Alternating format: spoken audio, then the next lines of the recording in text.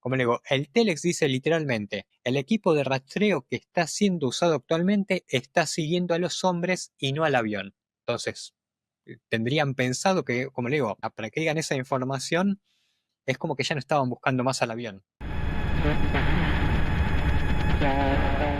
Buenos días, buenas tardes o buenas noches, bienvenidos a un nuevo episodio de esta tercera temporada de Club de la Noche. Hoy estoy con mis compañeros Alex desde España. ¿Qué tal, Alex? ¿Todo bien? ¿Qué tal? ¿Cómo estáis? Pues sí, estamos aquí bien. Yo creo que soy el auténtico noctámbulo, ¿no? Este trío que está aquí en horario de noche, Exactamente. pero esas son las cosas que tenemos y que me concedéis para poder grabar los tres. Así que gracias por compartir estos minutos, estos momentos, como siempre, en los que me lo paso muy bien. Y nada, a ver de qué hablamos esta noche. Yo creo que es un poco ese tema que de una forma u otra siempre tratamos, ¿no? Pero ahí lo dejo. Sí. Mira, de hecho sos el verdadero Club de la Noche, pues estás de noche ahora. Bueno, acá Sí, sí, también un sí. poquito, y Nash creo que ya estaría también en la noche. Pero Nash, ¿cómo estás ya que estamos? ¿Qué tal? ¿Cómo va, gente? ¿Todo bien? Sí, acá también ya es de noche. Acá Ya, 6:30 ya empieza, ya está casi oscuro, ya Sí, digamos. mira, yo te a veo las todo seis y oscuro a media. vos. A las 6:30, sí, sí. Acá en invierno, 6:30 ya es. Claro. A las Aquí hasta 7. la ahora, en el hemisferio norte que estamos, yo estoy grabando desde Barcelona, hasta las 9:30 es de día. 9:30 de la Ah, mirá noche. vos, mirá Sí. vos. Qué Bueno, lindo. igual ahora ya, por lo menos acá, los días empiezan a ser cada vez un poquito más largos, así que Claro. lamentablemente. Pero Bueno, bueno, chicos, hoy tenemos un tema, a ver, un tema donde podemos encontrar todos los temas que solemos tratar en este programa. ¿Qué tenemos? Tenemos avistamientos de ovnis, avistamientos de Bigfoot, crímenes extraños, apariciones, críptidos en lagos y hasta portales dimensionales. Estamos hablando del Triángulo de Alaska. ¿Qué piensan de este temazo que trajimos esta noche? me preguntás o Alex, bueno, y El que quiere empiezo yo. interactuar. La verdad que es un caso. Son un grupo de casos bastante interesantes porque, bueno, nuevamente es una zona que está bastante poco poblada en comparación a otros lugares del mundo y, bueno, la cantidad de casos extraños que se pueden encontrar es bastante en relación obviamente a la población. Exactamente. Estamos hablando de un lugar, de un triángulo imaginario por nosotros, ¿no? Que empieza en Anchorage, después sigue en Utqiagvik, que más conocida como Barrow, y el otro punto es Juneau. Es un triángulo gigante, totalmente en Alaska. Y no sé si quieren empezar uno de ustedes o empiezo yo como siempre. Bueno, como siempre no, en realidad, pero ahí Pues si queréis, empiezo yo con un poco de estadística de todo esto. me Has hablado gusta. de varias cosas. Has hablado de varias cosas que se incluyen dentro de este triángulo de Alaska. Yo lo siento, yo no sé vosotros. Si yo os digo Anchorage, ¿qué es lo primero que pensáis? Que es la capital del estado de Alaska. ¿Qué Exactamente. pensáis? ¿Qué pensáis? ¿No hay Que una es un, serie que se llama así? O es un sea, lugar frío. Yo descubrí Anchorage y Lady Tarot, el mushing, ¿no? ¿No nos viene nada a la cabeza? Shadow Moses, ¿no? No me suena. A ver, Solid Snake, sorprendenos. Metal Gear Solid, ¿Cuál, el uno? el uno. Ah, amigo, le jugué hace 20 años. Yo me ubiqué en esa zona gracias al Metal Gear Solid 1. Mira Nada, vos, mira detalle vos. friki, audiencia, perdonadnos. Perdonadme a mí, al menos culpable. No, pero creo que te has dejado cosas, Paul. Mira, últimamente en estos canales de YouTube, que a mí tampoco me gustan, tampoco me refiero, que me gustan muy poquito, de Mr. Tartaria y compañía, lo siento, un saludo a Pa, todos esos fans otra vez. lo Ahí dicen que invocaste. hay una pirámide negra en Alaska. Ah, en Alaska. Hay Pasan una cosas donde pirámide hay negra mucho donde hielo, pasan ¿no? muchas cosas y las élites se encargan de secuestrar a gente y torturarla, mutilarla, clonarla, y supongo que también violarla, comérsela, no lo sé, pero todo dentro de una pirámide negra. Está el triángulo de Alaska en 2D y en 3D dentro está la pirámide negra donde las élites hacen cosas, ¿no? Pero fuera de ese terreno de la conspiranoia más absurda y loca y demencial, no nos olvidemos que también está ese proyecto de la conspiranoia, eso sí, pero desde un punto de vista más preocupante, porque es real, que es el famoso proyecto HARP. ¿Os acordáis? El de Ese manejar el clima, ¿no? ¿cómo se llamaba así? High Altitude Auroral Research Program, creo que se llamaba así, que consistía básicamente en irradiar con antenas una determinada capa de la atmósfera donde se producen las auroras boreales que si no recuerdo mal, esto lo tengo que saber yo, es troposfera, me voy a rayar yo ahora, tropo, estrato, mesosfera, la ionosfera o termosfera es donde se producen las auroras boreales, después está la exosfera, pues es bombardear con radiación la ionosfera o termosfera para producir auroras boreales, pero se dieron cuenta, hay quien dice que se dieron cuenta que no solo creaban auroras boreales, sino que creaban una especie de condicionamiento climático, ¿no? Y eso, la verdad es que ha quedado bastante relegado a segundo o tercer plano el tema del proyecto HARP. No se ha avanzado mucho más en averiguar en qué ha quedado realmente el proyecto de las auroras y sobre todo en qué ha quedado esa cara B por la que es conocido del control climático. Pero en definitiva estamos en una zona que es el estado más grande de Estados Unidos. Recordemos un estado que, si no recuerdo mal, compró a Rusia a principios de hace 2 siglos, un estado rico en petróleo y otras materias, y un estado donde pues, se produce la tasa más alta de desapariciones de todo el país.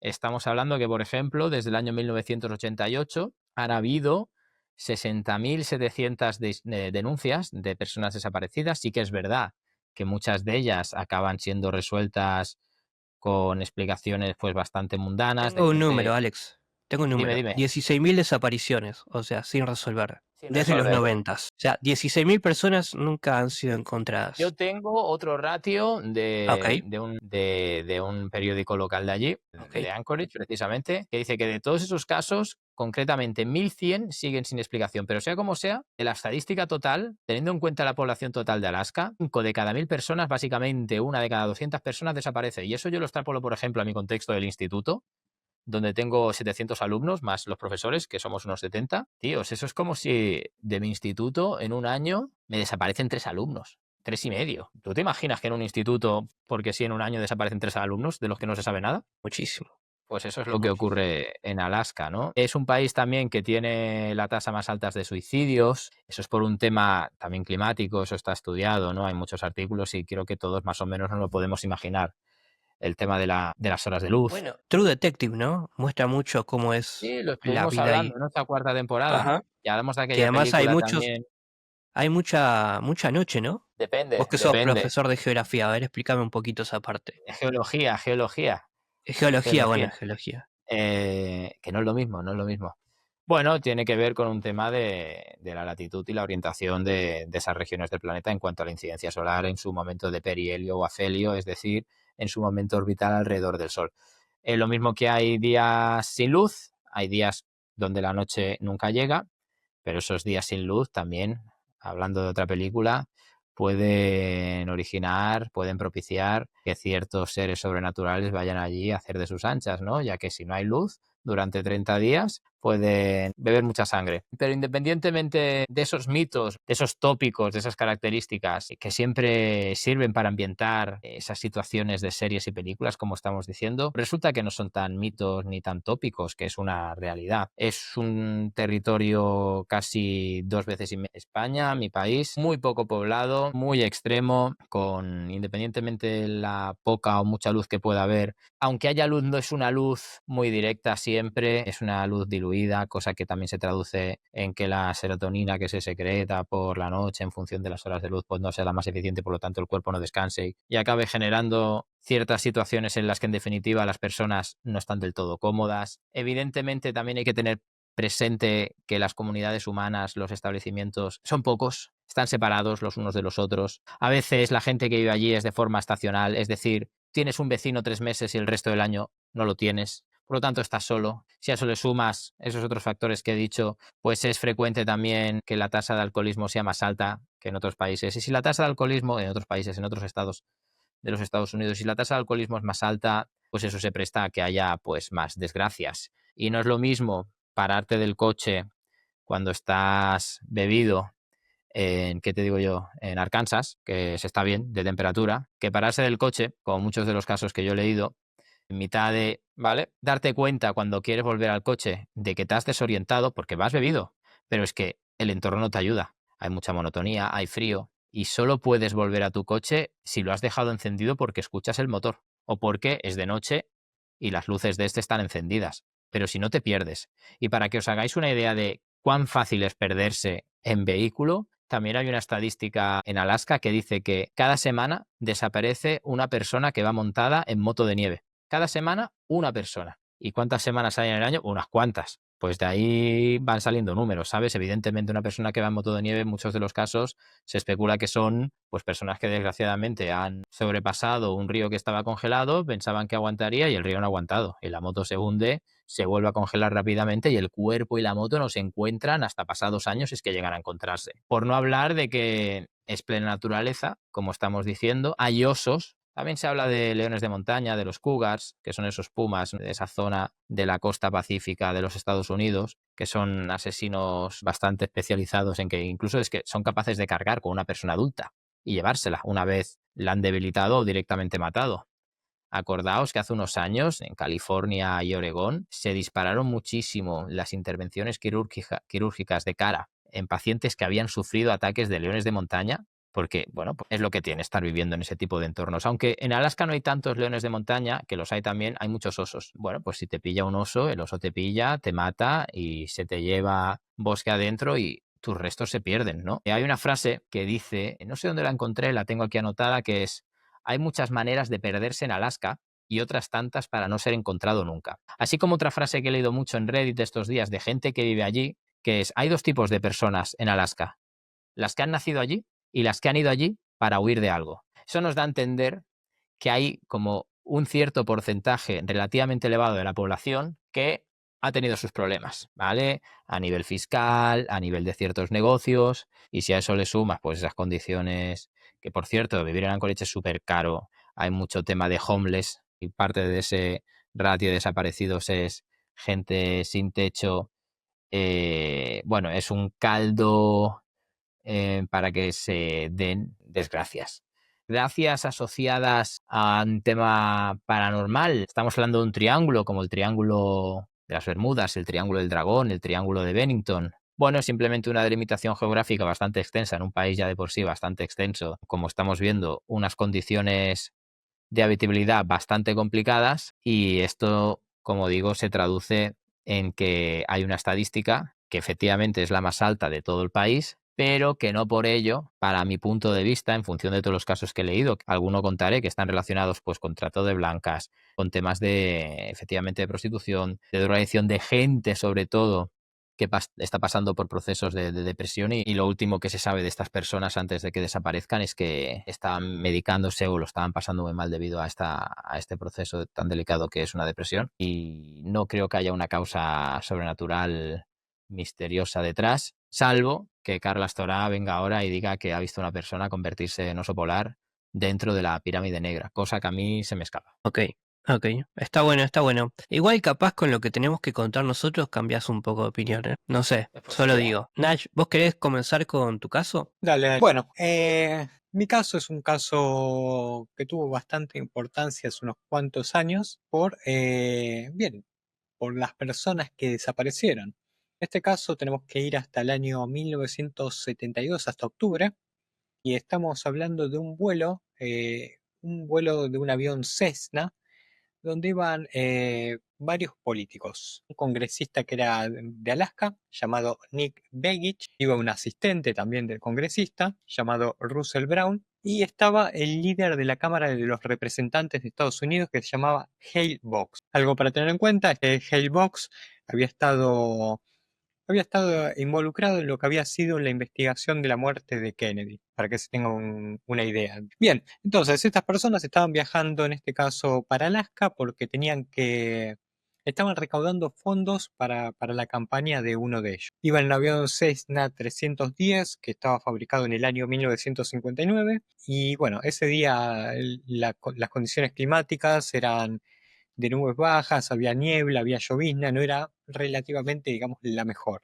Pero bueno, en cierto momento el vuelo simplemente desapareció. Lo que se estima que su desaparición fue cuando estaban llegando a las cordilleras de Chugach, creo que se llaman, al sureste de Alaska. Pero bueno, lo llamativo, como les decía, es que no hubo ningún tipo de señal de pedido de ayuda, de estar en emergencias, ni nada por el estilo. En esa época, un indicador que se llama ELT no era obligatorio. En este ELT es un transmisor localizador de emergencia, que bueno, obviamente para el año siguiente, para 1973, el dispositivo fue como un requisito para el tema de los vuelos. Obviamente, como les decía, por la importancia de los puestos que tenían estas personas, se desplegó un operativo bastante importante que incluyó decenas de aviones, helicópteros, estuvo involucrada la Guardia Costera, el Ejército, bueno, la Marina, la Fuerza Aérea, hubo patrullas civiles y fue una búsqueda que se extendió 39 días. En todo ese tiempo no se pudo encontrar nada, no se pudo encontrar restos del avión ni nada por el estilo. Pero ¿qué es lo que se descubrió? Bueno, que había un documento de la Guardia Costera que hacía varios análisis sobre este caso. En este informe se mencionaba, bueno, el origen del vuelo, el destino, el lugar donde se perdió contacto. Bueno, estaba volando sobre Alaska y se ponía un poco de responsabilidad directamente sobre el piloto, como suele pasar muchas veces en casos de accidentes de aviones, que sí, muchas veces es responsabilidad del piloto, pero en este caso vamos a ver que hay algo un poco más extraño, ¿está bien? Vamos a más adelante. Bueno, en este caso se mencionaba, como le digo, en ese documento de la Guardia Costera, que el piloto no era muy estricto para seguir las reglas, que no se preocupaba mucho por el tema del clima. Yo les había mencionado un poco cómo estaba el clima ese día, pero bueno, como le digo, ese es un documento de la Guardia Costera. Se descubrió también después que había información que había recibido el FBI sobre la desaparición del avión. Existen unos telex de comunicación interna del FBI, y si se preguntan qué es telex, yo lo tuve que googlear un poquito porque no sabía que era un telex. Significa Teleprinter Exchange, que es un sistema de comunicación por texto que se usaba antes del fax. Así que se dan cuenta un poquito Mirá de vos. lo antiguo que es. Bueno, lo que permitía era básicamente enviar mensajes escritos a través de líneas telefónicas usando máquinas de teletipo, que son una especie de máquinas de escribir. Básicamente era como un chat antiguo, ¿está bien? Un chat de Ok. mensaje de texto antiguo, ¿eh? Un WhatsApp Pero viejo. exactamente, algo por el estilo. Bueno, volviendo a la documentación estos telex del FBI, que se conoció también gracias a esa ley de libertad de información que tiene Estados Unidos, que es una ley federal que lo que hace es otorgar a cualquier persona el derecho a solicitar acceso a registros gubernamentales. Bueno, con ciertas excepciones, obviamente, no es que tengan cualquier información. Bueno, como les decía, volviendo a los telex. Son comunicaciones entre el FBI con la Guardia Costera. El primero de esos telex tiene fecha del 18 de octubre, 2 días después de la desaparición del vuelo. Y en este telex, que yo después te lo voy a pasar, Paul, para que los muestres también, como digo, no, es un poco complicado de ver y todo eso, pero lo que se revela es que que un anónimo había recibido información sobre la ubicación del avión desaparecido. Entonces es como que un anónimo no se menciona, como le digo, hay ciertas partes también de ese documento que están tachados, que están censurados, que no se pueden ver. No se revela, como le digo, específicamente la fuente, pero se afirma en uno de esos telex que una unidad mayor verificó la fuente. Y cuando se habla de unidad mayor, probablemente se está refiriendo a una unidad del gobierno o del ejército con mayor capacidad tecnológica o jerárquica que la persona o grupo que dio la información inicialmente. O sea, este anónimo dio información y supuestamente esa información fue analizada por una unidad mayor, nuevamente que no se sabe exactamente, pero como le digo, ahí podría estar involucrado el ejército, la Fuerza Aérea, la Agencia de Seguridad Nacional, como también equipos de inteligencia o comandos de operaciones especiales.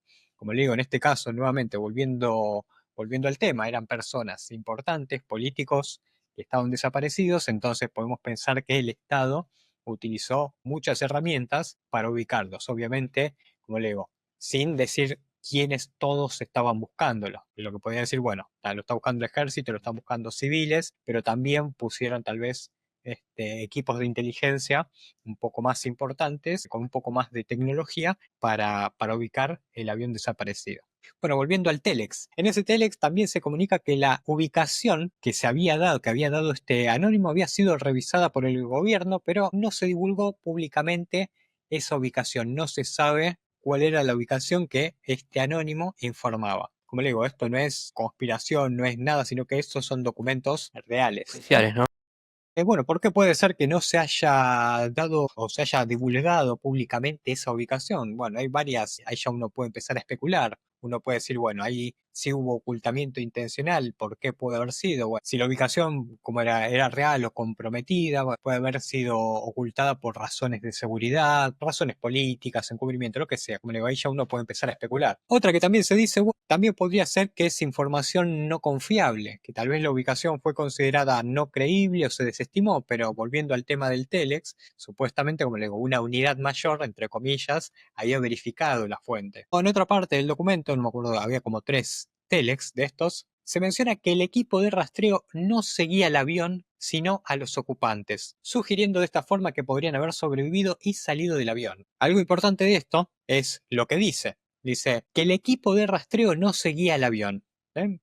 Pero no se especifica cuál es el equipo de rastreo. Y entonces, como le digo, el Telex dice, el equipo de rastreo no sigue al avión, sino que sigue a las personas. También estaba como buscando a los sobrevivientes. Nuevamente, podrían haber salido del avión, pero no se especifica quién es el equipo de rastreo. Parece ser algo externo a lo que era el FBI o la Guardia Costera. Nuevamente, esto era una comunicación entre el FBI y la Guardia Costera.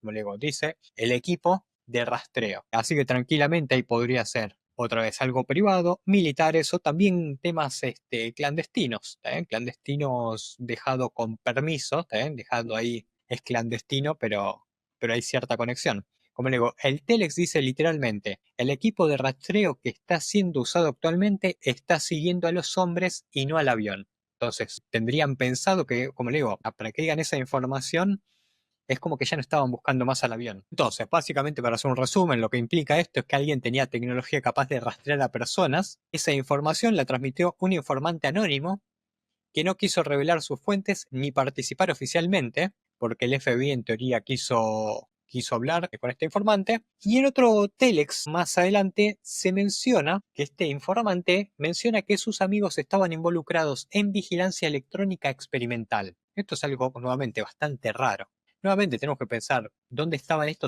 ¿Dónde estaba este informante? ¿Dónde estaba este grupo de amigos? ¿Están todos en Alaska haciendo esa vigilancia electrónica experimental? Entonces, como digo, lo más probable es que el equipo de rastreo, ese que mencionaba, no era parte del equipo oficial de búsqueda y rescate, sino que era parte de un grupo que tenía por ahí una tecnología un poco más avanzada y que estaba siguiendo nuevamente, esto es raro, que estaban siguiendo a los ocupantes del avión por medio de esa tecnología, que podrían ser, no sé, biométricos, transmisores, no sé, de algún tipo. Como le digo, no se sabe. Nuevamente, todo lo que tiene que ver con toda esa tecnología y toda esa información que supuestamente manejaban no se dio a conocer en su momento abiertamente al público. Como le digo, lo que se supo en su momento era que el avión estuvo desaparecido, que hubo una búsqueda durante 39 días y que nunca se encontró nada. Como le digo, tiempo después se fue encontrando un poco más de información relacionada a ese avión. Lo que se conoce públicamente es que el avión cayó ese día 16 de octubre, tuvo nuevamente, como le decía, una búsqueda bastante amplia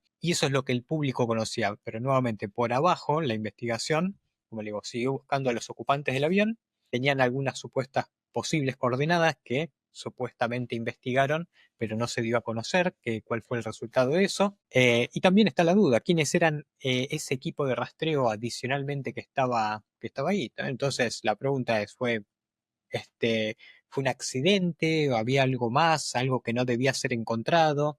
Entonces, como le digo, el avión nunca fue encontrado, las personas nunca fueron encontradas, entonces es un misterio. Y si fueron encontradas por ahí, tampoco se dio a conocer.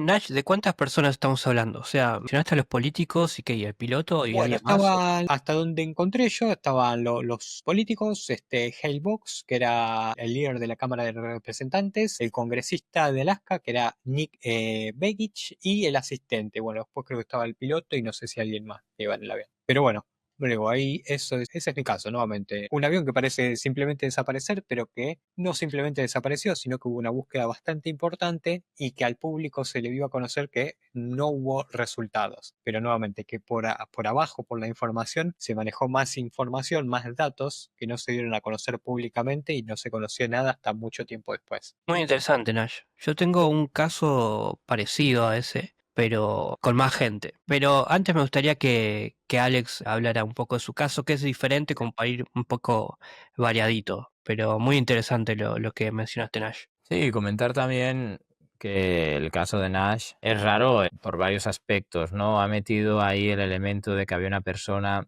que está investigando, entiendo, el magnicidio de JFK. Es decir, una persona que si tuviera pruebas que apuntaran en cierta dirección, podría ser interesante que desapareciera, pues un elemento de conspiración ahí, o que puede dar pie a que la conspiración sobrevuele este accidente aéreo. Y segundo, eso, ¿no? Un accidente aéreo. No es que hayan desaparecido personas, es que ha desaparecido un avión. Y en los tiempos de Google Maps en los que vivimos, nadie haya encontrado ese avión desde el aire, por ejemplo, y más teniendo en cuenta que en los últimos años ha tenido que producir deshielo por ahí, o no necesariamente, la verdad es que tendría que estudiarlo en esa zona. Pero voy a asumir que sí, que se ha producido más deshielo. Habrá épocas en las que hace más frío, pero épocas en las que hace más calor y por lo tanto más deshielo y más probabilidades de encontrar ese avión, sobre todo teniendo en cuenta que las autoridades de búsqueda manejaban unas ciertas coordenadas. No se ha encontrado. Y esas personas tenían familia y esa familia pues querrá encontrarla incluso a día de hoy, aunque hayan pasado años. Sí, además que el dato a mencionar también es que eran gente reconocida, ¿no? Eran políticos de Claro. primera línea, ¿no? Sí, sí, 100%. Ahí yo quiero agregar justo un temita relacionado con el tema de Kennedy. Bueno, se había mencionado, se encuentra mucha información que dice que la persona esta que estaba relacionada a la investigación de Kennedy no había quedado conforme con la resolución final que se había dado a la investigación.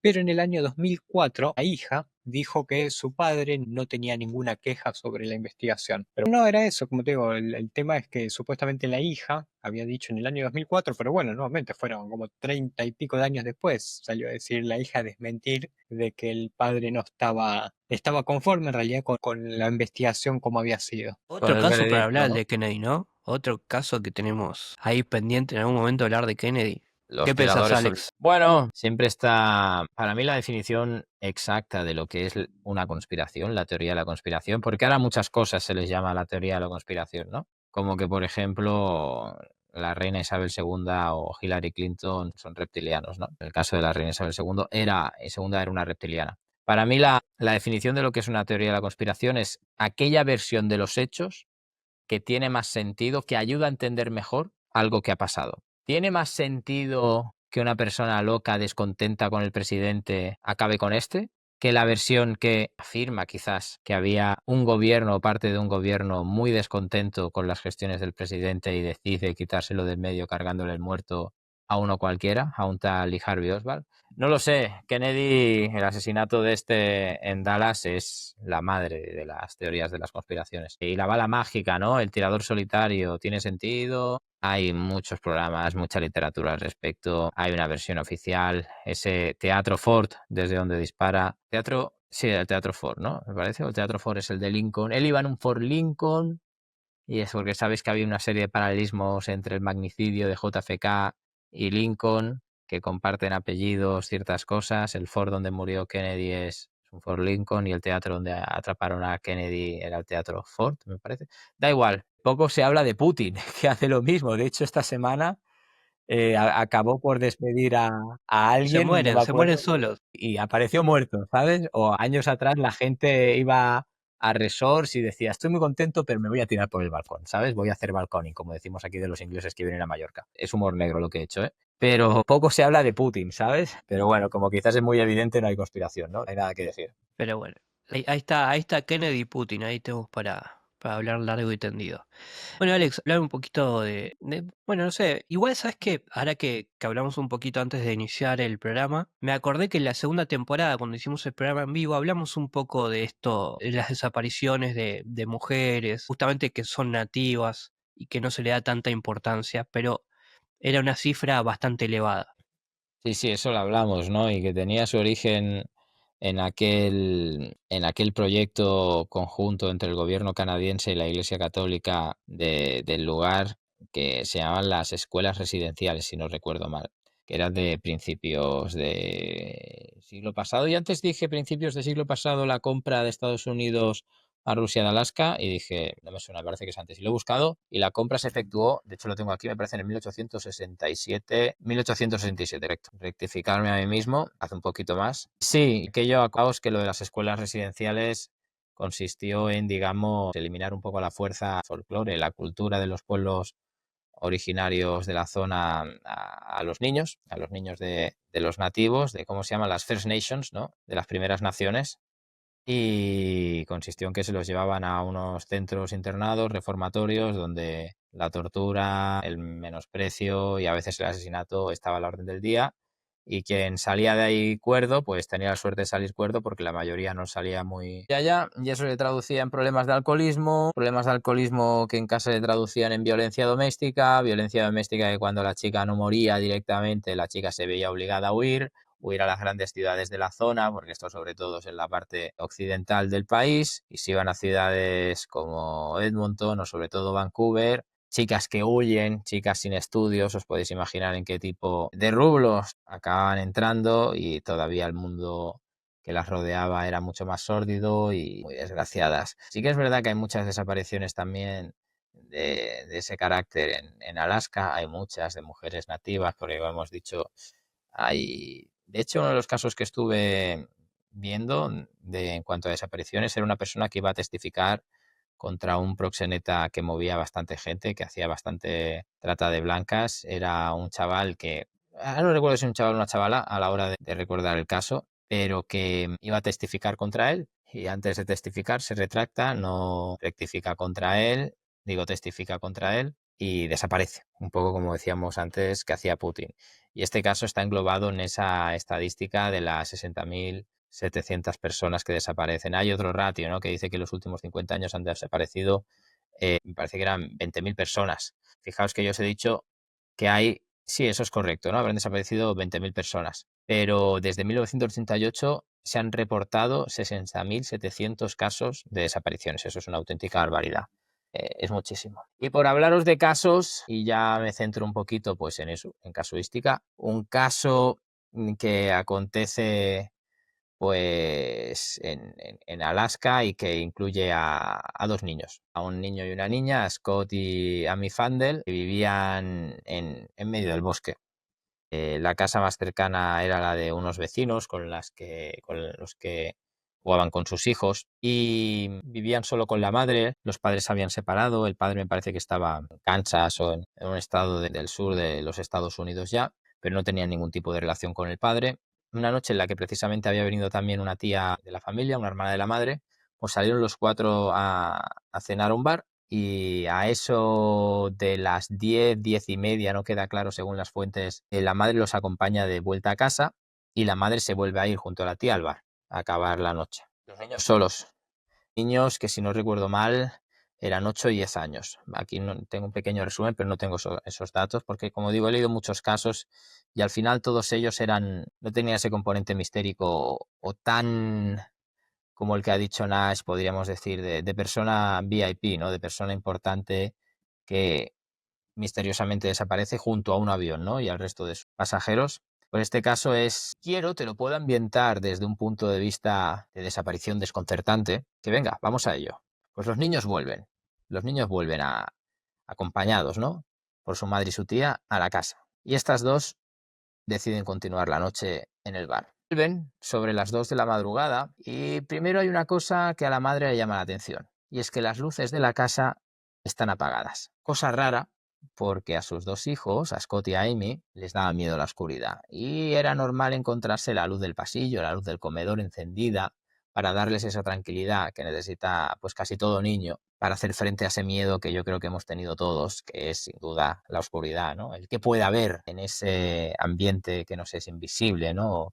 Que en definitiva no podemos ver qué hay en él. Pues ese detalle le llama la atención y también le llama la atención un poco al estilo de esos clásicos del misterio como El Mar y Celeste, que aprovecho para recordar que aunque está enmarcado en el contexto del Triángulo de las Bermudas, no sucede propiamente dentro del Triángulo de las Bermudas, sino que sucede bastante cerquita de las Islas Azores, aquí en Portugal. ¿A qué me refiero? Así como en otros casos de Missing 411 que estoy recordando, pues que en la cocina estaba la comida como medio preparada, de hecho estaba la olla todavía calentándose con arroz que se estaba hirviendo, arroz o pasta, pero me parece que era arroz, los platos en la mesa como si fueran a comer algo más, arroz en este caso, los chavales a esas horas de la madrugada, y eso le dio a entender a la madre que sí, aunque la luz estuviera apagada, los chavales deberían estar en casa. Y va a las habitaciones de estos y descubre que no están. Pero como normalmente se quedaban a jugar a casa de los vecinos y sabía que los vecinos esos días estaban en casa, pues viendo las horas que eran, que quizás no tenía que llamar, o quizás sí tendría que haber llamado, asumió que sus hijos habían ido habían ido a pasar la noche a casa de los vecinos y se habían quedado a dormir allí. Ya preguntaría por ellos por la mañana. Yo, para mí, 8 y 10 años, dejar a los hijos solos para irme al bar, ¿qué quieres que Está te mal. diga? Y más en ese contexto, quizás no pasa nada o no tendría por qué pasar nada porque nunca pasa nada y tengo que hablar cosas con mi hermana, ¿no? Me estoy metiendo donde no me llaman y estoy dando por hecho ciertos prejuicios, ¿no? Pero ya cuando veo que no están mis hijos, por mucho que piense que yo, pues, que han podido ir a la casa del vecino, no, a mí me falla algo a mí. Ahí me refiero. Y total, que llega el día siguiente, llama a los vecinos, dicen que efectivamente los niños han ido a pasar parte de la noche a jugar con los hijos de estos, pero que sobre la 1 de la noche ya los enviaron para casa porque estaban haciendo mucho. Entonces los mandaron para casa, evidentemente, como viven relativamente cerca y en un entorno donde damos a entender que salvo que venga uno y te rapte, algo factible, recordemos, no tiene que haber ningún otro tipo de peligro, pues no los acompañaron, no pudieron asegurarse los vecinos de que los niños realmente hubieran llegado a casa. Y bueno, pues han ido a casa del vecino, pero volvieron a casa. Ahí ya me tiene que saltar la alarma. Si la vecina me dice que los hijos sí estuvieron en su casa, pero que me los envió la mía para que durmieran y yo llegaba a la hora de dormir y no estaban, ¿vale? Pues no, se espera la madre a ver qué pasa en el colegio. Y en el colegio efectivamente le dicen que los niños no han ido. Y entonces cuando llama a la policía, tal y tal, y al final, de lo poquito que ha trascendido de este caso en cuanto a la investigación policial, es que, y aquí es donde ya le quitamos ese elemento quizás sobrenatural, que no sé si en algún momento estuvo sobre la mesa, la policía dice que alrededor de la casa encuentra casquillos de bala. Eso sí, sin ningún tipo de sangre ni de pisadas que dieran a entender que ha habido una especie de trifulca, si es que en algún momento hubo pisadas, y ese es el caso. Que quizás alguien estaba por la zona y vio cómo los niños salían solos de una casa hacia la otra y sabía que quizás en la otra casa donde iban no había nadie y aprovechó para secuestrarlos. Que el padre, que tenía coartada perfecta y así quedó determinado, que estaba en los Estados Unidos, ¿no? Que estaba ahí abajo, ¿no? Un poquito más abajo. Quiso secuestrarlo. Lo cierto es que la madre llamó a la familia paterna a ver si sabían algo de los niños y el padre tuviera algo que ver. Y no, la policía sí que es verdad que investigó al padre, pero como digo, tenía coartada y el padre también se preocupó en cierto modo por la desaparición de sus hijos y esto queda en nada. Y el caso es que hay 2 niños que han desaparecido, de los que no se ha encontrado nada, en un contexto donde para mí la madre comete una serie de fallos que no tendría que haber pasado. No me quiero meter, pero cuando tú ves que la vecina te está diciendo que envió a tus hijos a tu casa y en tu casa no están, no tienes por qué esperar a que te confirmen desde el instituto que, como así fue, efectivamente no han ido al colegio, y unos casquillos de bala donde, pues, en principio no tendría que haber pasado nada, ¿no? Y otro caso que también me he encontrado con cierta frecuencia en los foros de Reddit a la hora de buscar el tema este de las desapariciones desde un punto de vista puramente criminalístico, ¿no? Del Triángulo de Alaska, es el de una chiquita de 36 años de origen japonés que se llamaba Hiroko Nemoto, y digo se llamaba porque seguramente ya no esté, ¿no? Conectada al server. Y era una chica que era muy buena estudiante y que estaba en los Estados Unidos, concretamente estaba en Michigan, estudiando en Michigan. Michigan es un estado que está, sí que es verdad, limítrofe con Canadá. Y en un momento dado del trimestre, ya al acabar el curso, pues hubo una asignatura, era una chica de excelentes, y una asignatura en la que no sacó excelente, sacó notable, y digamos que se frustró un poco y entró como una especie de depresión. Había quedado con su madre, con la que hablaba cada semana, su madre estando en Japón, y también hablaba con sus amigos. En principio todo estaba bien, en principio iba a hacer un viaje hacia otros estados de los Estados Unidos, pero ubicados en el sur, lo puedo mirar. No iba a ver... no, iba a volver a Japón. Iba a volver a Japón, esto ocurre en el año 1998, iba a volver para el 3 de junio, ya acabado el cuatrimestre en la universidad, y el caso es que no va a Japón. La chica no llega a pisar Japón, empiezan a rastrear sus movimientos y descubren que ha sacado una serie de billetes y hay movimientos de su tarjeta. Michigan, estado ahí junto al lago Michigan, Chicago, pues que se ha ido a Canadá. Se ha ido a Alaska. Y entre los diferentes sitios que va a Alaska, visita varios hoteles, se le puede hacer un rastreamiento en varios hoteles, llega a Anchorage, llega a la capital, se va moviendo por otros pueblos, llega hasta Whittier, que no sé si sabéis Whittier, si pensáis en Whittier, Alaska, ¿qué os viene a la cabeza? Es un pueblo donde todo el pueblo, valga la redundancia, vive en un solo edificio. Es un tema que ha salido en varios canales de YouTube de viajes en los últimos años y la verdad es que da para serie. Es un contexto. Tú imagínate todo el pueblo todos los servicios, la tienda, la parroquia, el instituto, el gimnasio, la escuela, el hospital, todo es en un mismo edificio, ¿vale? Un edificio donde, si no recuerdo mal, estaba ahí ese pueblo enclavado porque había una especie de complejo militar que controlaba un estrecho por donde pasaban los barcos. O sea, cualquier barco que viniera de Rusia o que tuviera que, en definitiva, pasar por esa zona tenía que pasar por el canal de Whittier, y era interesante que hubiera ahí un destacamento militar para controlar el paso de quien quiera que quisiera pasar por allí. De hecho, es un pueblo bastante aislado y, como digo, todo el pueblo ahora mismo vive en un mismo edificio. Y ese fue el penúltimo sitio de donde hay tracking, donde hay seguimiento de esta chica. Después, supuestamente, desde Whittier tenía que coger un ferry para otro sitio, y ya a ese otro sitio, al hotel donde se sabe que había hecho la reserva, la chica no llega. Hay quien dice que, como sacó un notable en un excelente, esta chica se vio muy frustrada y se planteó un suicidio. ¿Sí o no esto? Recordemos que Alaska tiene la tasa de suicidios más alta de todo Estados Unidos por varios factores, algunos ya los hemos dado antes, pero hay quien dice también que qué sentido tiene plantearte ese desenlace y por ese contexto cuando antes has decidido pegarte un viaje por varios destinos en Alaska. Pero claro, sí que es verdad que ella le había dicho a su madre que va a ir a Japón. Y Japón no es lo mismo que Alaska. ¿Por qué te has ido a Alaska? ¿Por qué no has dicho a nadie que te ibas a Alaska y simplemente se ha descubierto debido al rastreo que se ha hecho de tu tarjeta bancaria y de cómo tu nombre ha sido usado en diferentes hoteles y alojamientos a lo largo de ese estado, ¿no? Y nada, eso, que después de ese crucero que partía desde Whittier, de ese pueblo donde todo el pueblo, valga la redundancia, repito, vive en un mismo edificio, no se sepa nada de esta chica. Y como estos dos casos que he explicado, pues muchos más, ¿no? Relacionados con el consumo de drogas, con el tema de consumo de alcohol, de gente que se pierde, que se encuentran coches con el motor encendido, las puertas abiertas, huellas en la nieve que salen de este y que se pierden en mitad del bosque. ¿Quién no te dice que ha venido un oso literalmente o cualquier otro animal ahí?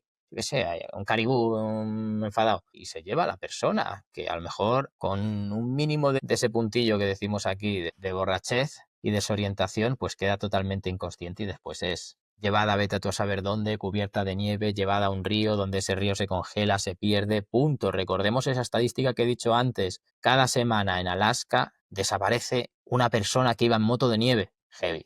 ¿Sabéis? No estamos hablando de Perú, Argentina, España, estamos hablando de la inmensidad, porque es un estado muy grande, de la naturaleza más salvaje en su máxima expresión, de a la mínima que te despistes un poco, como mucha gente comentaba en los foros, lo tienes jodido. Primero, que puedes morir de hipotermia, ¿vale? Porque una cosa es bajarse del coche a echar una meadita de 1 minuto y otra es bajarse del coche a echar una meadita de 1 minuto y cuando te das cuenta te das la vuelta y te has perdido, y lo que tú pensabas que iba a ser 1 minuto son 5. Son 5 a menos 20 grados. Mal.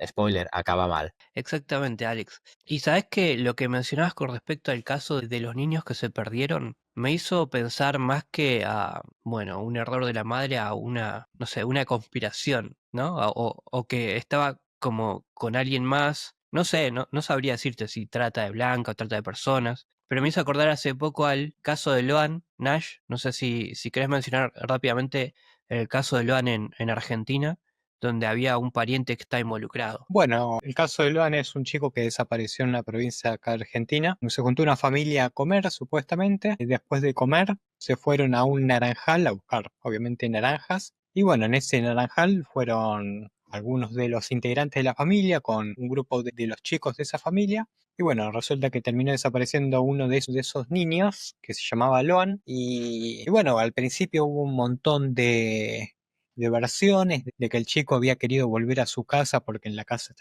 porque en la casa estaba el padre y se perdió mientras volvía. Después hubo también otra versión de que supuestamente había habido un accidente, lo habían atropellado sin querer con un auto y lo habían hecho desaparecer el cuerpo. Se manejó, obviamente, lo primero que se manejó era que, bueno, el niño se fue tratando de volver a la casa. Acá obviamente pensemos que no era ni un pueblo ni era una ciudad donde desapareció, así que era una especie más de tipo campo. Entonces cuando volvió por su cuenta, el niño se podría haber perdido, pero bueno, se perdió también, la investigación fue bastante mala, hay que tener en cuenta eso, hay que admitir que que no fue muy buena la investigación. Y bueno, también se piensa que hay uno de los parientes involucrados en hacer desaparecer al chico, probablemente por venta o por algo por el estilo, pero es un caso que todavía no está resuelto, como te digo. Lo que hoy se dice, mañana te salen con otras pruebas de que, bueno, sí, resulta que sí hubo un accidente o sí, resulta que el chico se perdió. Pero como te digo, tuvo tantas vueltas la historia de la desaparición de Loan que ya pasó un año de la desaparición y no se sabe realmente qué es lo que hay detrás todavía. Bueno, mucho dice que trata de personas. Como Alex mencionó que también eran chicos, o sea, ¿qué me dijiste? 18 años, ¿no? Bueno, eran niños todavía y, bueno, no sé, como hay mucha trata también en todo lo que es Alaska, dije, bueno, capaz hay una complicidad de la madre. Es raro igual la madre con los hijos, pero la verdad que no sé, no conozco las circunstancias de esa madre, ¿no? Qué sé yo. Si se fue a un boliche o a tomar cervezas y lo dejó ahí y después en ningún momento se preocupó cuando la vecina le dijo, no, a la una se fueron. No, y de hecho llegó a la casa y vio que no estaban y dijo, bueno, ya vendrán, ya volverán. O se quedaron en otro lado, qué sé yo. Está bastante raro.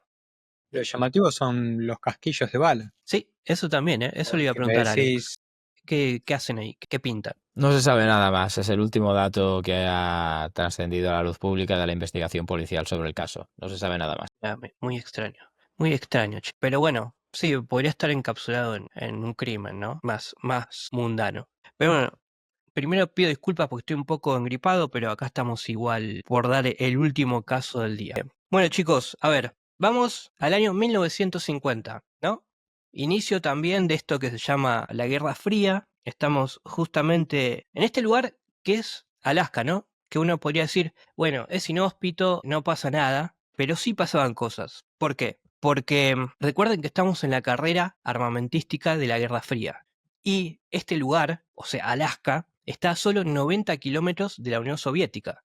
O sea, es el punto más cercano a Estados Unidos con la Unión Soviética. Así que en ese entonces había mucho tránsito aéreo en todo lo que es Alaska. O sea, tenía que ser sí o sí el lugar más vigilado por la cercanía con el enemigo, ¿no? Así que saquemos un poquito esto para ponerlo así bien en contexto, como diciendo, bueno, no es el Alaska de ahora, ¿no? Que tal vez, o sea, sí, las bases aéreas están, las bases militares están, pero no es como una guerra fría como antes, en la cual una cosa más que debo mencionar es que en esa época todavía no estaban los misiles intercontinentales. O sea, que vos querías tirar una bomba en un lugar, te la tenías que llevar con el avioncito y tirarla, ¿no? Eso para poner en contexto de por qué había tanto tránsito aéreo. De hecho, había lo que se llama juegos de guerra con Canadá, que hacían nada, esos ejercicios militares. Así que poniéndonos en contexto, nos vamos al 26 de enero de 1950. Estamos en la base aérea de Elmendorf, obviamente en Alaska, y sale un avión grande, un Douglas C-54. Van 44 personas arriba y se dirige hacia Montana. No sabemos qué llevaba este avión, además de los ocupantes, sí que llevaba armamentos y demás, ¿no? Cosas militares. ¿Qué pasa? A la hora 50 de que despega este avión, hace una transmisión diciendo, bueno, ya estamos en tal lugar, va todo bien, y ahí cortan la transmisión. 10 minutos después, a las 2 horas aproximadamente que despegó, el avión desaparece de todos los radares. O sea, no hay ningún contacto, tratan de llamarlo, no lo ven en los radares. El lugar más cercano donde se lo vio antes de desaparecer se llama Snag. De hecho, el avión ni siquiera manda un SOS antes de desaparecer, así que no hay absolutamente nada que haga pensar como que estaban en peligro o se descompuso algún motor o algo porque no hubo ningún mensaje. Fue como repentino. Evidentemente, esto hace saltar todas las alertas de Estados Unidos. Recordemos nuevamente que estamos en la Guerra Fría y el mundo era una locura. Cualquier cosa que pasara fue el otro, ¿no? Así que, ¿qué es lo que hace Estados Unidos? Es el día después de este viaje. Justamente tenían lo que les dije antes, estos War Games, estos juegos de guerra que hacían con Canadá, que eran ejercicios militares y todo eso. Obviamente lo cancelan y tenemos una de las búsquedas tal vez más grandes hasta ese momento de militares. Se mueven 7.000 tropas terrestres para buscar en las cercanías, donde hizo contacto por última vez el avión, y además 85 aviones. Eso para que sea una idea del tremendo movimiento. recordemos que estamos en los años 50, para ese entonces de hecho es una barbaridad para ahora, a ese entonces mucho más. Hacen una búsqueda de 777.000 kilómetros cuadrados. Para que se den una idea, es como todo el país de Venezuela. Eso es todo lo que recorren estas tropas con aviones. Y acá está la gran pregunta, ¿no? ¿Por qué? ¿Por qué hacen tal movimiento? O sea, sí, evidentemente era un avión con militares, pero muchos se preguntan, ¿había algo más adentro? ¿Había algo más importante que las 44 personas? ¿Había algún armamento extraño? No lo sé, lo dejo ahí. Esto no iba a ser el fin. Esto, de hecho, era solo el principio. Otro punto que quiero agregar es que 200 aviones se estrellan por año en Alaska. Es una de las estadísticas que tengo. Sigamos con la búsqueda de este Douglas. Un avión de estos de búsqueda se estrella, o sea, hace un aterrizaje de emergencia, ¿no? No fallece nadie, los soldados que estaban adentro llegan a una ruta y bueno, los logran salvar. Pero el 7 de febrero, otro avión, un C-47, le pasa exactamente lo mismo. Pierde el control, tienen que hacer como un aterrizaje de emergencia, sobreviven todos. Pero este no sería el último, sino que una semana después cae un tercer avión, pero esta vez cerca del lugar que les mencioné antes, que es de donde desapareció el Douglas, el lugar llamado Snag. Ahí tampoco hubo muertos, pero no sería el último. Tal vez este era el más importante, inclusive que el Douglas. ¿Por qué? Este no era un avión de rescate. Este era exactamente un B-36. Acá seguramente va a aparecer la foto. Es un bombardeo nuclear. Un bombardino cocodrilo. Para que se den una idea, este era 2 veces más grande que el Douglas. Y de aproximadamente estimado en $40 millones. ¿Qué sucede? El 14 de febrero de 1950, estamos hablando, a ver, menos de un mes después de la desaparición del Douglas, este B-36 sale de la base de las Fuerzas Aéreas de Eielson y se va hacia el oeste del Pacífico. Pero acá hay un dato importante. ¿Qué es lo que lleva?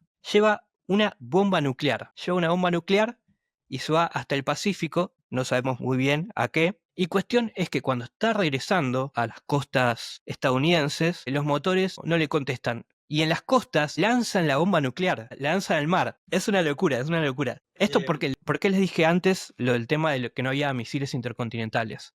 Porque obviamente estaban viendo hasta dónde se van al Pacífico, estaban cerca de la Unión Soviética, estaban viendo hasta dónde llegaban los radares y bueno, tenían eso ahí. Cuestión es que esta es la primera bomba atómica que se pierde. O sea, en la historia, la primera bomba atómica que se pierde es en las costas de Alaska. Eso es lo que se llama un código broken Broken Arrow.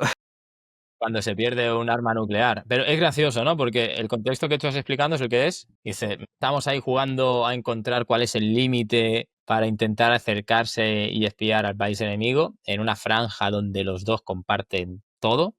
Y hay un avión que dice, ojo, me voy a estrellar, te suelto una bomba, pero no te la quiero tirar. Es eso, ¿no? No, o sea, se la autotiraron para colmo, porque fue en las costas de ellos mismos. Pero si cuela, cuela. Bueno, ¿no? si, Un poco de mira lo bueno, que si no tengo. se la tengo que largar a ellos, mejor. Pero no explotó, ¿no? No, este es el tema. El avión estrella en un monte que se llama Cologuet, que está en la Columbia Británica de Canadá. O sea, ahí es donde se destruye el avión y es la primera bomba nuclear en la historia que se pierde. De hecho, tratan de buscarla, por además también por esa paranoia. Si no la tengo yo, la puede encontrar el orto, la puede encontrar el otro, le puede hacer ingeniería inversa.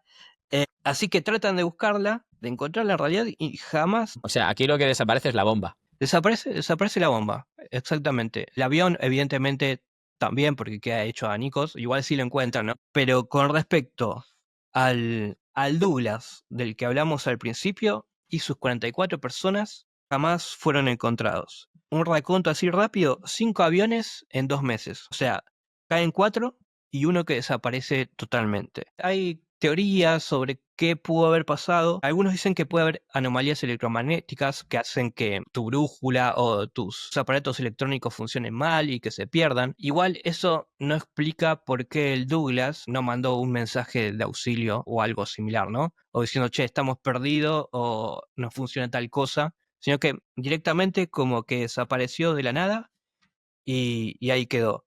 Y también es curiosa la búsqueda con la cantidad de tropas y aviones que se dio en ese momento. Pero ese es mi caso, el caso de la primera bomba nuclear que se perdió en el mar en el mar de Estados Unidos, y que justamente fue en las costas de Alaska. No sé qué piensan sobre el caso, si tienen una opinión. ¿En qué año me dijiste que fue? 1950 fue. 1950. El de Douglas fue en enero y en febrero fue el de Bombardino Cocodrilo. No, sí, bueno, también me llama la atención lo que mencionabas de que no hicieron ningún tipo de aviso de emergencias o algo por el estilo.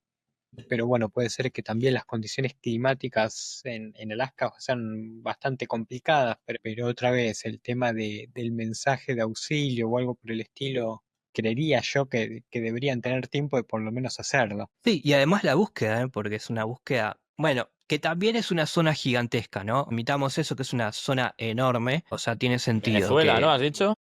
claro, o sea, lo que hicieron fue como si hubiesen escaneado todo Venezuela, con ese movimiento tremendo de tropas y bueno, de aviones, ¿no? Pero sí, Alaska se le puede achacar mucho al tema climático, que es inhóspito, pero justamente en los 50 tenemos el tema de la Guerra Fría, que hacía que hubiese mucho tránsito, y de hecho, como vimos, movilizaron 85 aviones, y ¿cuántos dije? ¿Cuántas tropas? 7.000 tropas terrestres, o sea que estaban potentes ahí, era como el primer Pero tapón para el final, contra... ¿qué? ¿Para el final qué? ¿Para el final qué? ¿Qué encontraron? Nada, Más no que encontraron nada. encontrar, siguieron perdiendo. De hecho, sí, caen 3 aviones y el cuarto ya no era de búsqueda, pero igual estaba dentro del Triángulo de Alaska. Por lo tanto No es... renta, ¿eh? No renta perderse o tener un accidente en Alaska. No está bueno. Me dicen que no lo recomiendan. Pero sí, es bastante extraño en tan poco tiempo la, la caída de 5 aviones, ¿no? No sé si te cambié algo con respecto a lo que pensabas de que no haya misterio, pero me parece que hay mucho misterio ahí. Bueno, ahí entre la frontera de Estados Unidos con Alaska y Rusia, mala jugada de Rusia el venderle Alaska a Estados Unidos, por cierto, a Malísima, nivel malísima. geoestratégico. Hay un límite de placas. En los límites de placas, yo no sé si decirte que se puede hablar técnicamente de anomalía geomagnética, es el límite entre la placa norteamericana y la euroasiática. Y se pierden ahí los aviones, más o menos, en la península de Vancouver con Victoria, ¿no? Por lo que me dices, cerca también de las Islas Aleutianas, que Vancouver no está sobre el límite de placas. No sé, mi resumen es que no renta perderse, no renta coger un avión, quizás en Alaska. De hecho, también aquí en España fue famoso el caso de un naturalista muy popular, que era Félix Rodríguez de la Gente, de la Fuente, del cual he de decir que ahora tus espectadores, tus oyentes sabrán a qué me refiero. Iker Jiménez, quizás el investigador o el divulgador, presentador de misterios más famoso a nivel hispanoparlante, le copia el estilo, y lo ha dicho muchas veces, lo ha reconocido porque es un fan de la figura de Félix Rodríguez de la Fuente, le copia el estilo de hablar de Félix Rodríguez de la Fuente. Y Félix Rodríguez de la Fuente murió en un accidente de aviación en los años 80, si no recuerdo mal, en Alaska. Pero se encontró el avión y se encontraron los cuerpos. O sea, Alaska, zona maldita en cuanto a accidentes de avión. Pero no solo accidentes de avión, como hemos visto, desaparición de personas, gente que se sale del server de forma voluntaria y ataques de animales salvajes. Es una región del planeta muy, muy, muy peligrosa y eso no se puede poner en duda, ¿no? Y que ocurran este tipo de desapariciones ahí, pues es más probable, como estamos viendo, que en otras regiones del planeta. ¿Qué más puedo deciros que nos haya dicho ya? Pues que también recordáis, efectivamente, ¿no? Creo que sí, la película esta de La Cuarta Fase, al menos aquí en España se llamó así, La Cuarta Fase, de Mila Jovovich, Mila que es un Jovovich. pueblo de los búhos o las lechuzas que no son lechuzas, ¿no? Que hay gente que todavía, porque es normal pensarlo, porque la película te vende que es una especie de o de falso documental o de película basada en hechos reales, ¿no? Según muchos testimonios, no existe ninguno de esos muchos testimonios, Y hay muchas bla, personas que bla, siguen bla. pensando que fue un caso real. De muchas abducciones ahí en el pueblo de Nome, me parece que se llamaba, en Alaska también. Bueno, pues lo que quiero decir es que tantas desapariciones reales, tantas desapariciones de gente con nombres y apellidos que sus familiares lloran, dan lugar a mitos, dan lugar a historias que se prestan a esos tintes de más ficción, que ninguna al final de la que yo creo que no, ¿eh? Decíamos al principio que quizás me hacíais cambiar de parecer y que vosotros sí que vais a tirar por temas más paranormales. Yo no creo ni que tú ni que hayas tirado precisamente por esos derroteros, ¿no? Pues se prestan a que haya una especie de leyenda negra así un poco preternatural alrededor de esos ambientes. Pero por lo que hemos visto, parece que hay explicaciones más mundanas, más salvajes. Pero estamos de acuerdo los tres, eso sí, que no vamos a ir a investigarlo, ¿no? Bueno, yo paso, gracias. Igual, evidentemente, pasa algo con los aviones. No sé qué es. o no sé qué fue, no sé si sigue pasando hasta ahora, pero evidentemente con los aviones pasa algo. Igual yo quiero dejarles acá el nombre de un pueblo que yo creo que es el verdadero Silent Hill, para que después lo busquen, que se llama Portlock. No sé si lo conocen, está en Alaska también. Es un pueblo abandonado donde supuestamente, entre otras cosas, los que habitaban antes, creo que hasta los 50 estuvo poblado, se fueron por una presencia extraña, muy parecida a nuestro amigo que aparece siempre en nuestros programas, que es el Bigfoot. ¿Y por qué les digo que es tipo Silent Hill? Porque no solo tiene eso, sino como que sucede algo en el lago que tiene cercano a Portlock y además hubo como... se prenden fuego las cosas, literalmente. Se prenden fuego las cosas y además, no me acuerdo ahora exactamente el nombre, pero hay un barco grande que en esa parte también se desconectó del servidor con las personas que iban arriba. Así que no sé si tendremos para un programa en el futuro, pero Portlock es una ciudad, bueno, era una ciudad porque ahora literalmente no vive nadie para investigar y que tiene muchísima historia. Así que se lo dejo para que lo googleen después si tienen ganas. Pues no lo conocía, ¿eh? Y suena ahí a buen setting, a buena ambientación para videojueguito. Para videojueguito. Bueno, Oye, y yo no sé si a Nash, que le gusta el frío, en realidad a Nash le gustaría ir a Alaska o no le gustaría. Y yo estaba por discrepar ahí cuando decía Alex de no ir a investigar. Yo la verdad que si me dicen jubilarme allá, y la verdad que parece una vida tranquila, tranquila sacando todos los misterios que hay raros, pero podría ser. nada, este es True Detective, la última temporada. Bueno, Esto en dale. Alaska y Tengo es que ver bastante... True Detective, me parece, porque no vi ninguna temporada. No es necesario que veas las otras, ¿eh? Con que Bueno, veas la dale. última, cada temporada empieza y termina bueno, con su final y evidentemente después cuando inicia otra son otros personajes y en otros lugares. Es en Barrows, ¿no? En el pueblo ese que delimita uno de los puntos del triángulo. Bueno, Barrow que ahora se llama diferente, se llama Utqiagvik. No sé por qué le cambiaron el nombre, pero se llama Utqiagvik, según lo que No encontré. voy a ir, o sí, porque es el punto más al norte de todo el continente americano, ¿eh? Habitado, me parece. Ah, mira, tendrías que ir, Estaría Alex, ahora interesante. que te vas para el Es norte, te haces un verdad, poquito es más al verdad. norte, así que Oye, volveré con casuística, ¿eh? Porque ya sabéis me que gusta. vuelvo a esos lugares de Missing 411. Sacá fotitos a los cartelitos. Es turbio, es sórdido, pero sí, lo haré. Eso me hace acordar, ¿se acuerdan del video aquel en el medio del bosque que había un montón de cartelitos de Missing? Se hizo viral hace muchos años, ¿no? En YouTube. sí, sí, De un tipo que se iba en el medio sí, del sí. bosque, Igual creo que era falso, pero era falso. claro, pero habían utilizado fotos de personas realmente que habían desaparecido. Bueno, chicos, creo que vamos a ir terminando. ¿Quieren hablar de algo que hayan visto esta semana o que hayan jugado? O sea, falta la parte friki que no la hicimos al principio, pero si quieren hablamos ahí un ratito cada uno. Pues yo Yo la por mi verdad que no estuve parte, viendo nada esta semana. ¿Qué pasó? de parte tampoco, tío. Qué vida más triste, ¿no? Pues no está mal. No está mal mi vida últimamente. Lo que pasa es que desde la última semana que hablamos, pues no le he metido mano a ningún mando. Hola, Wake, ¿no? No. ¿Qué películas he visto? Jurassic World, ya os lo dije. Y series y libros. Escucho mucha música, sí, escucho mucha música.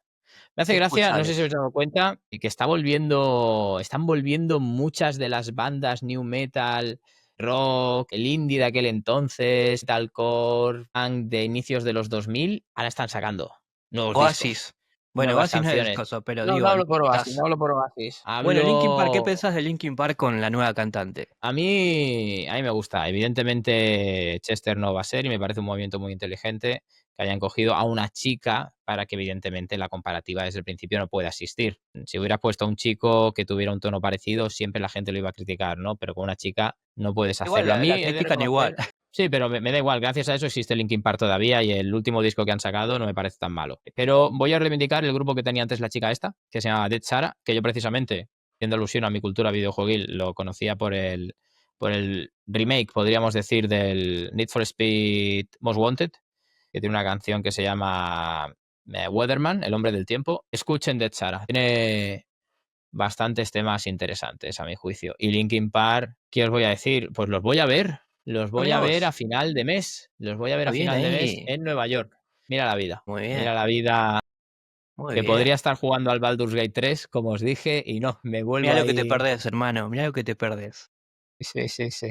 Buenísimo. Qué gilipollas soy a veces, pero sí. ¿Cómo es? Bueno, yo fui a ver Superman, pero no quiero hacer spoilers. Aunque ya les comenté un poco a ustedes, pero bueno, acá para compartir con la gente. Es un Superman diferente, un Superman más joven, un Superman más, nada, que se deja llevar por sus emociones. Y si esperan algo así súper dramático como el de Henry Cavill, que a mí me gusta, ojo, no lo estoy criticando, no lo van a encontrar en este Superman. Tiene más humor. Bueno, es una película de James Gunn, ¿no? Algo más similar a Los Guardianes de la Galaxia, pero un tono un poquito más serio. Pero estuvo entretenido. Que es una película de superhéroes, amigos. Tampoco quieren hacer una reflexión súper profunda y filosófica con una película de Superman. Pero a lo que voy es a eso. O sea, estoy viendo. Bueno, es que en realidad en YouTube, bueno, en todas las redes sociales, vende muchísimo más hablar mal de algo, ¿no? Y sí, ya he visto varias reseñas malas que critican. Pero bueno, mi opinión es que vayan a verla ustedes y ustedes mismos decidan si está buena o no. O si quieren no la vean, descárguela después, ya saben, por medios alternativos como dice Nash, y no gasten nada y solo invierten su tiempo en una película, que para mí vale la pena. Y videojuegos, no estuve jugando nada. Ah, pero Nash, vos sí estuviste jugando algo. Sí, estuve jugando uno que se llama Unmetal, se escribe un metal. Es este Metal Gear español, es español el juego, ¿verdad? Exactamente, exactamente. Bueno, el tipo ese, el desarrollador, tiene otro juego que también me gustó bastante, que se llama Pampas y Selene, que es un Metroidvania bastante bueno también. La verdad que los juegos que está haciendo, por lo menos que tiene hechos, se ven bastante buenos. Es un Metal Gear, pero cómico. Súper Muy bueno. recontra recomendable. Súper recontra Yo no sé de dónde saca tantos chistes para Es hacer. verdad, es tremendo. O sea, Tenés que yo no lo tener. jugué todo todavía. Nash ya me pasó, pero es muy bueno, muy Pero bueno. sí, O sí, la sea, y verdad además que el juego también está bueno. Es como los Metal Gear de Nintendo, de Family Game, pero bueno, con un doblaje en español muy bueno. me hace Y acordar, no sé cómo se llamaba en España, pero la pistola desnuda, porque es un Sí, humor Naked bastante, Gun, aterriza como puedas. claro. Bueno, me hace acordar un poco a ese humor bastante, medio tontón, pero que está bien, está bien. Como le digo, la verdad que, bueno, yo ayer tenía un día feriado, me levanté temprano y dije, bueno, hoy voy a hacer un día productivo, tengo muchas cosas para hacer y desayuné. Y dije, bueno, me voy a poner a probar un poco este juego. Creo que estuve como 4 o 5 horas metido ahí. Y yo Es que dije, es no, bueno, ¿eh?